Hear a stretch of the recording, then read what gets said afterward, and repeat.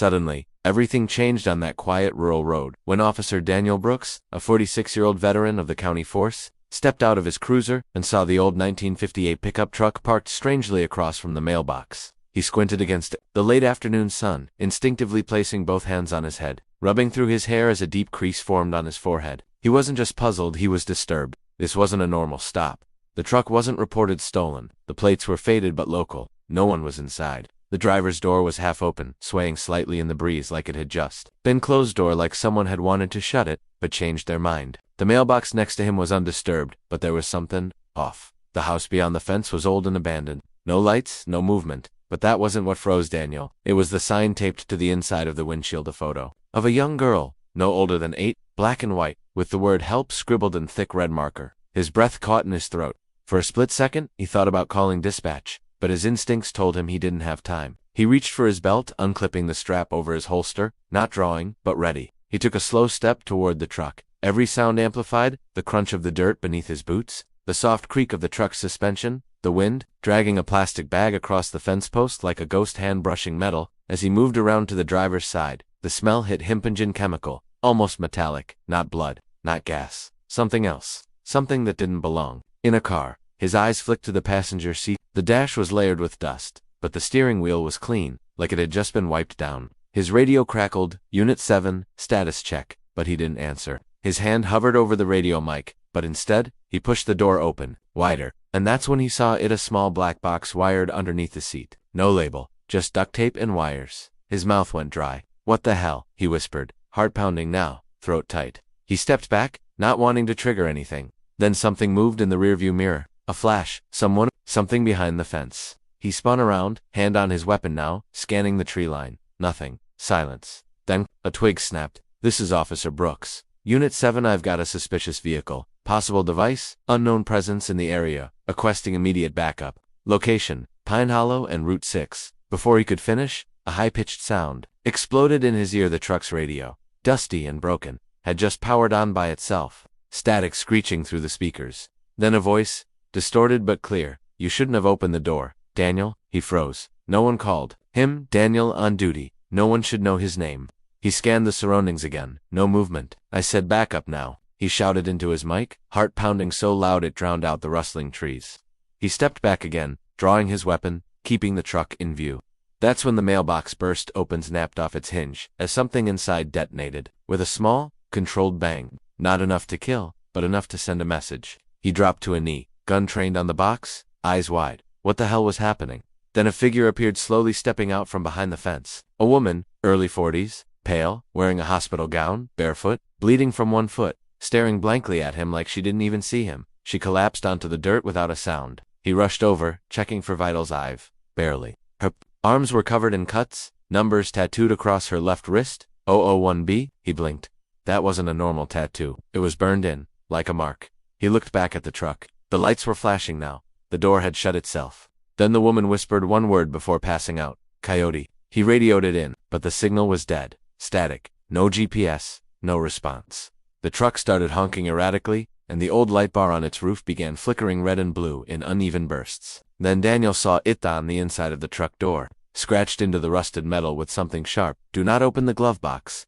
Every instinct told him to wait for backup, but there was no backup. He could feel it. He was alone. A storm was coming, not in the sky in the story, and he was now inside it. Slowly, gun still drawn, he circled back to the truck, eyes never leaving it. He reached for the glove box. His hand trembled. 1,000 scenarios played out in his mind. Bomb evidence, a setup. He took a breath and opened it. Inside was a single cassette tape, written on it in neat handwriting. Play me Daniel, again his name. He hadn't been this shaken since the 2003 standoff that took his partner's life. He pulled out the tape, looked around one last time, and popped it into the truck's old deck.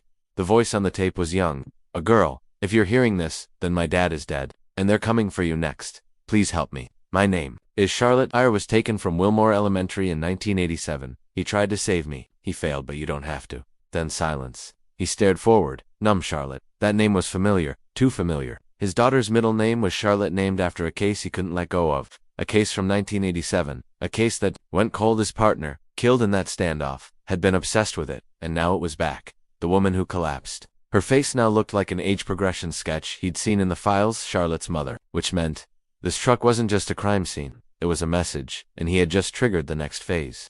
Suddenly, a shadow passed over him. He looked up.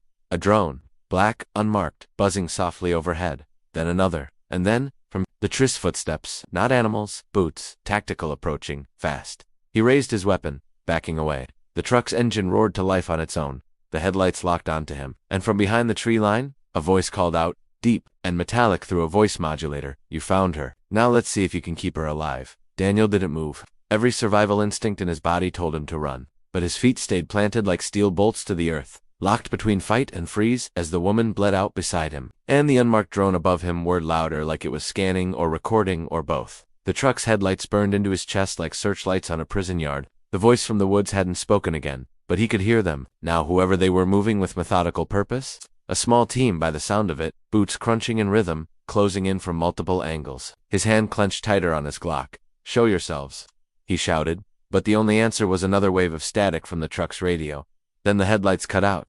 The truck went dead. So did the drone, falling silently into the tree line like a bird shot mid-flight. No crash, no noise. Gone. Darkness swallowed the dirt road as clouds rolled in overhead, turning the late afternoon into premature dusk. Then, a laser dot appeared on his chest. One red circle, trembling slightly, holding steady, then another, and another. "You have 5 seconds, the voice said again, this time from behind him. "Put the weapon down, and step away from the asset." He didn't. He pivoted fast, gun raised, just as a hooded figure stepped into view, black tactical gear, face obscured, no visible insignia, no badge, nothing human, just a matte black presence with a suppressed rifle leveled directly at his face. "You don't understand what's happening here," Daniel growled. "She's not a damn asset, she's a person, and she needs medical." But he didn't finish, because the woman behind him gasped violently, seizing on the ground, her body arching like she was being shocked from inside. He turned just as a small object shot out from her shoulder, a dart. A tracker. It rolled toward the truck and stopped dead. The hooded man didn't flinch. "You were warned. You opened the box. Now the clock starts." Daniel had heard enough. He fired one clean shot to the leg, but the man moved like vapor, disappearing into the tree line as 2 others emerged, closing in from the other side. He grabbed the woman and pulled her behind the mailbox post, returning fire in short, controlled bursts. One assailant dropped, hit in the collar, screaming into a distorted mic, "He's not a civilian, he's trained." Daniel grabbed the radio from his belt. "Dispatch. Officer under fire, coordinated attack 1 down, 2 active, Pine Hollow. Static." Then, "Unit 7, no signal from your location. Please relocate." Great. He was talking to an automated bounce-back system. No one was coming. He had seconds. He looked down. The woman was awake now, eyes wide, shaking. "You shouldn't have found me," she whispered, blood pooling around her. "They'll erase you too." "Like him? Who's him?" Daniel snapped, eyes darting for cover. "Charlotte's father, your partner." His stomach turned to stone. "You're saying he never died in that shootout? They took him, and he left this for you." She weakly held up a keeled, rusty, bent at the teeth. "No label. What's it for?" he demanded.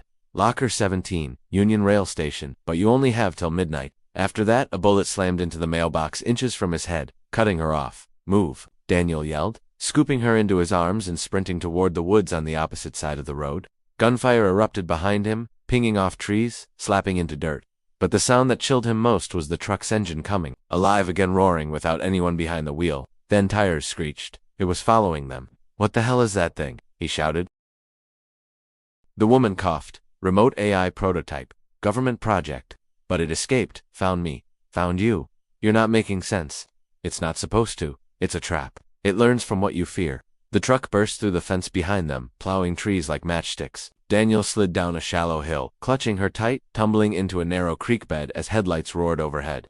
The truck couldn't follow through the water. For now he crawled up beside a fallen log, panting, soaked, scanning. "Tell me everything fast," he barked. "They took Charlotte in 1987. 47 kids, only 3 survived. I was one, and your husband." He infiltrated them. Tried to destroy the program from the inside. They killed him. "You knew him as Robert Hale." Daniel's heart stopped. Robert Hale was his academy roommate. His partner, the man who died taking a bullet in a warehouse standoff 2 decades ago. He's alive. He was, till last year. Left the tape. Left the key. Said you'd be the only one who would care enough to open the box. Daniel stared at the key, blood dripping down his arm from a shallow graze. Then he heard it again, that voice, now coming from the truck's loudspeaker across the creek. "You have until midnight. Locker 17. Then the program resets, and Charlotte stays dead." The truck reversed. Tires hissing, vanishing into the fog like a specter. Silence returned, but it wouldn't last. Daniel looked at the woman, barely conscious. Then back at the trees. and made a decision that would change his life. He would get her to safety. Then he was going to Union Rail Station, and he was going to open whatever hell waited in Locker 17, even if it killed him. Daniel didn't look back as he shoved the last tree branch aside and broke through to the road, chest heaving, shirt ripped at the shoulder, streaked with the woman's blood, the key clutched tightly in his hand like a loaded trigger. The woman, her name still unknown, was strapped into the back seat of his cruiser, barely conscious but stable, a tourniquet wrapped around her thigh, head rolled to one side, murmuring fragments of sentences that made no sense. Locker 17. The maps inside. Don't trust the man in the coat. He slammed the door, ripped open the driver's side, and gunned the engine. Tires skidding in the loose dirt as he tore down Pine Hollow Road like a man possessed. The sun had fully disappeared. Now, the sky swallowed by roiling clouds that matched the chaos in his chest. The clock on the dash, 9:23 p.m., 2.5 hours until midnight, and the station was a full county away. He didn't care. He was going to make it. He had to. For Charlotte, for Robert, for every kid taken and buried under silence. As the miles flew by, he dialed his old contact Mitch Anders, retired tech specialist and conspiracy lunatic, but nobody else would answer this kind of call. The phone rang once, twice. If this is the feds, kiss my Mitch. It's Brooks. Silence. Then, Jesus Christ. What bunker did you crawl out of? Listen to me, I've got a woman bleeding in the back, a rogue government truck hunting me, and a key to a locker full of secrets that someone's trying to kill me for. You still in Jersey? Yeah. I'm heading to Union Rail. Meet me there. Bring whatever you've got, drones, jammers, weapons, anything. What's this about? Charlotte Hale. Another long pause. I'll be there. Daniel hung up. His eyes flicked to the rearview mirror. Headlights far behind, getting closer. He weaved through a side street, then another. The lights followed. No sirens, just pressure. He ducked under an overpass and killed his lights. The following car kept going straight. Not AI, not yet. He floored it again. 10 minutes later, the woman stirred, eyes fluttering open. You shouldn't be in this. Too late for that. We're going to the locker. She grabbed his arm weakly. If you open it, you can't go back to your life. They'll brand you, erase your records.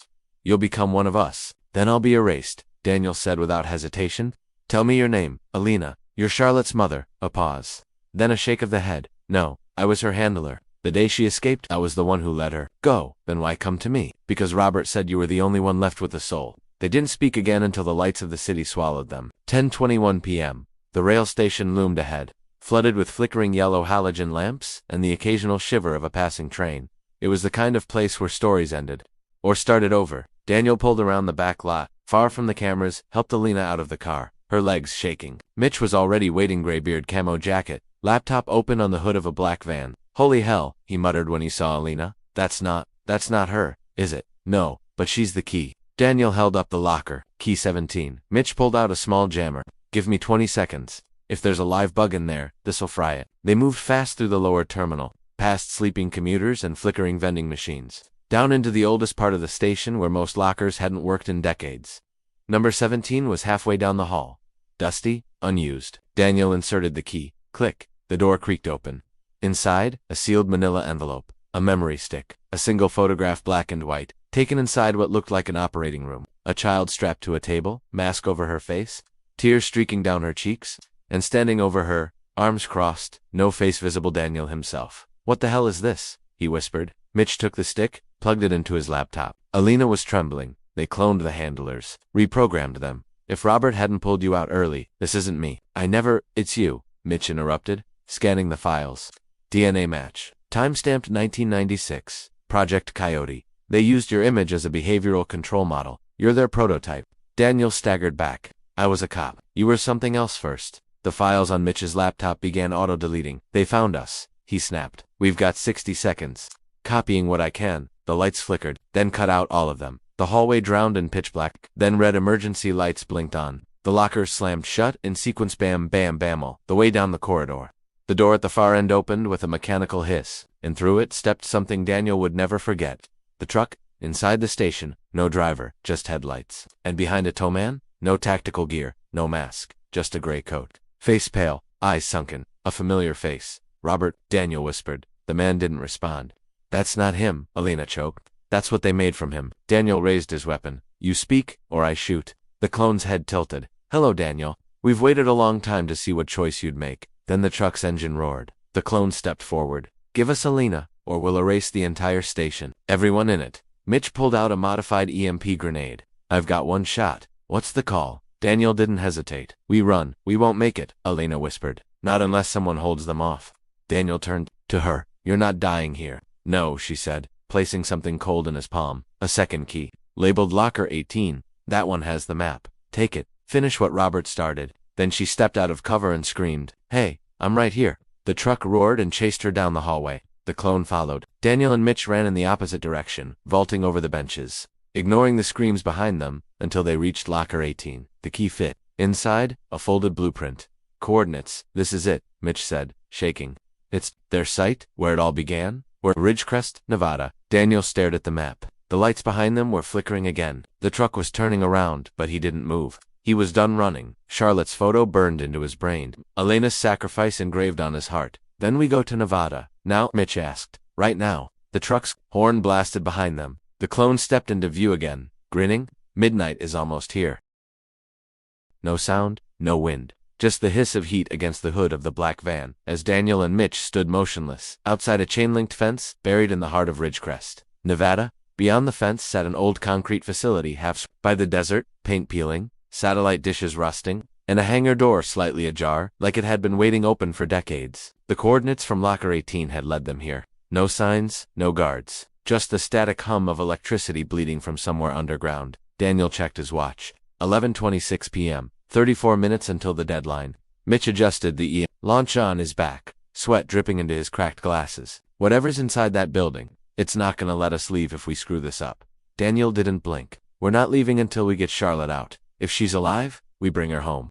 If not, we end every trace of this program. They ducked under the fence, boots crunching over sand and loose gravel as they moved fast across the dead compound. A drone zipped past overhead but didn't stop its scan, then vanished into the sky. They hit the hangar door and slipped. Inside, everything changed. The inside wasn't abandoned. It was pristine, sterile. Fluorescent lights buzzed above surgical steel floors. Computers ran diagnostics. Black and white monitors displayed files, names, photos of children, some alive, some with red deceased, stamps across their faces. At the end of the corridor, two things stopped Daniel's heart. 1. A glowing vault door with a retinal scanner. 2. A large cryopod occupied. A girl, suspended in fluid. Brown hair, about 17, a scar on her temple. Charlotte, Daniel whispered. Mitch rushed to the console. Vitals are low, but stable. She's alive, still in stasis, probably since the day she vanished. How do we wake her? We don't. Not yet. She's locked in with a code, 3-tier encryption, and this scanner. He paused. It needs you. Daniel stepped up, eyes wide. Me, they used your DNA to train handlers. You're the access point. He placed his face to the scanner. The vault unlocked. Steam hissed. The pod released its lock with a click. Got it? Mitch shouted. The fluid drained.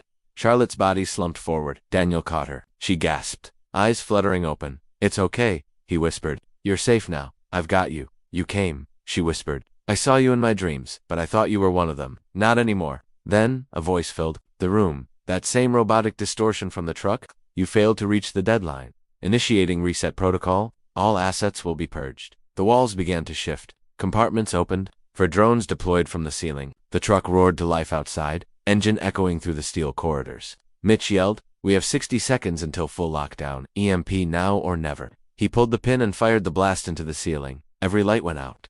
Sparks rained. The truck screeched into the side of the building, smashing through the far wall. Its AI systems blinded, crashing in a twisted heap of fire and steel.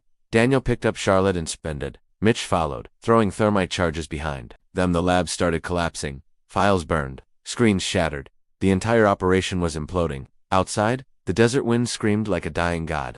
Behind them, fire chased the horizon. They didn't stop running until the building caved in on itself with a roar that cracked the earth. The entire facility sank into a smoking crater, nothing left but molten rubble and ashes. Daniel laid Charlotte gently into the back of the van. She was dazed, half-conscious. You're safe, he repeated, brushing hair from her eyes.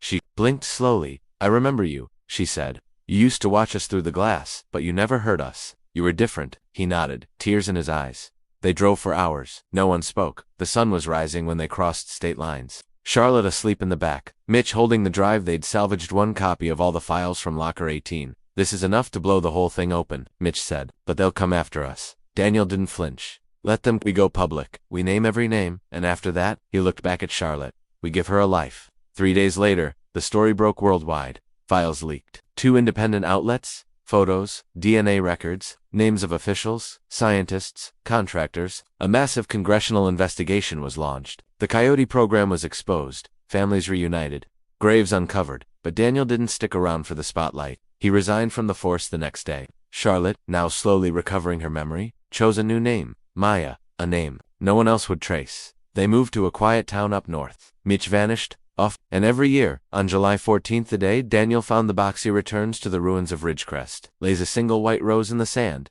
and reminds himself what happens when good men stay silent. But he never stayed silent again, because he learned the truth. The system can erase a file, it can rewrite a record, but it can't erase a man who refuses to be afraid.